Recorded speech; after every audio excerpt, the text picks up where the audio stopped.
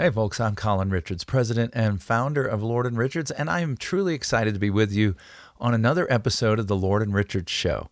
And in this particular segment, I'm going to be delving into actually a series I'm calling What I Wish I Knew When I Was 30. And you know what? There is a whole lot that I wish I knew when I was 30. And specifically, we're going to be tying it into the financial realm, the stewardship realm. And so this first segment is going to be addressing the biblical teaching regarding where we need to go for counsel and advice when we are young adults, whether we're in our 20s, early 30s, wherever we are. And you know, this is a sharp generation that I'm talking to, and it's for them that I've decided to record this session because we have wonderful people coming into our office that are just getting going, really, in their savings and in their investing, and they have great questions. Our clients' kids have great questions. I call them kids, they're 20s, 30s, but you know what? We want to help everybody that walks through that door at Lord and Richards. And so I want to give you some counsel today. In this segment, we're going to look at, first of all, the words of Solomon. How about we start with the wisest man that ever lived? God gave Solomon the gift of wisdom in response to his prayer for wisdom. Solomon didn't pray for long life or riches or any of those things. He prayed for wisdom, and God gave him that and more. And so here's what he had to say at the very beginning of the book of Proverbs in chapter 1, verse 8 and 9. Hear, my son, your father's instruction, and forsake not your mother's teaching, for they are a graceful garland for your head and pendants for your neck. And some translations would say they're like a crown on your head and gold around your neck. So they're ornaments, this counsel, this instruction, this teaching that we receive from our parents. And I would say, although Solomon is addressing his son, this is, of course, equally applicable to daughters, young ladies, young men. I want you all to listen up to what God has to say to you about knowledge and instruction. And the first thing that I would suggest, and this was something that I did truly seek out when I was younger, is the counsel of your parents. You know, your parents have lived through a different time.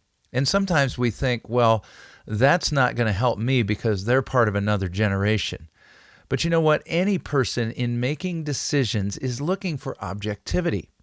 And the Bible over and over again warns about seeking the counsel of those within your own generation because they're facing the same things. They're likely not to have had much more experience than you. As a matter of fact, we saw this when Solomon's son Rehoboam split the kingdom because he ignored the advice of the older men and he sought out the counsel of those who would tell him what he wanted to know, his younger friends. And above all, your parents have a vested interest in you. Even as an adult, they have given their lives for you in most cases. Now, of course, I'm speaking here of parents that are on the right track, right? Whether they know the Lord or not, parents that are clearly showing by their life that they've made great financial decisions. And so that's the first place to start.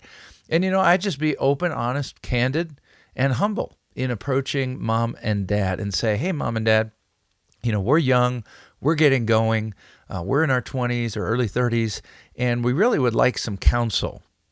What would you tell us is the most important thing you would do if you had to go back into your 20s or 30s and do it over again financially?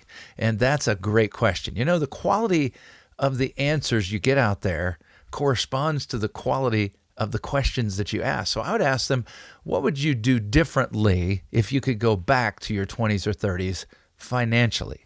And a lot of us, if we're being honest, if we're being humble, are going to say, hey, I've got a bunch of stuff. And that's, of course, the reason behind this series is I can think back to all the things, wow, I wish I knew this when I was that age. You know, I knew a lot more than some of my peers because I was seeking out the counsel of my father and mother, my father-in-law, my mother-in-law.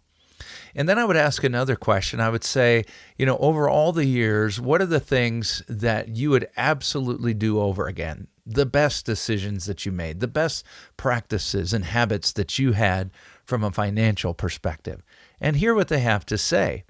You know, if one of my children asks me a question like that, I've got a good deal that I want to tell them. And I'm going to be laying that out in our next two segments for individuals. And then we're going to do a series for those who have launched out into small business, because that's become quite a major thing since the pandemic.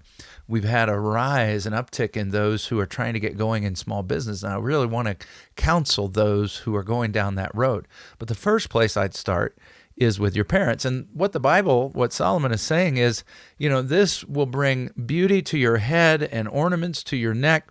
In other words, he's saying this is going to elevate you above your peers. Not that our goal in life is to be better than the guy next door, but our goal here is to be the best that we can be. And the reality is, as you get to know more and more about society, is that's a relatively special group that is willing to not only desire to be better in this realm of finances, but take the steps, right? It's the action steps that are going to be key. And so I'm going to be laying out to you critical action steps in these following segments on the foundational financial steps you need to take, and then the more advanced steps to become financially independent. So I hope you will seek out, follow my advice, give mom and dad a call and say, you know what, maybe I haven't talked to you enough about your experience in finance or whatever. And sometimes, I've seen children get degrees in economics, be high-flying mergers and acquisition specialists and so forth, and come crashing down. And they would have done better without their degree in economics. Not saying that's wrong, but if they had just followed some principles that their parents had taught them. And so I want you to head back to mom and dad if you're younger, and if you're an older client, if you're in retirement and you've got children, look for ways that you can counsel your children, your grandchildren, your nieces and your nephews to help them get started on the right foot. And listen maybe to some of what I have to say in the following episodes as we delve into, what are the good things that we can counsel the next generation. We're talking to people of every generation, every single day at Lord & Richards. We have a diverse team, older advisors, younger advisors, and that gives us tremendous power because we're able to look at things from so many different perspectives. And one of the best things we do is we work as a team. So if a team has multiple generations represented in it, we're getting multiple points of view that are going to work for you. And what we do is we help you create a plan that will give you financial independence so you can retire without worry. Doesn't that sound nice? I'd love to chat with you. I'd love to take the next steps and see what we can do to help you become financially independent. It just starts with a simple phone call.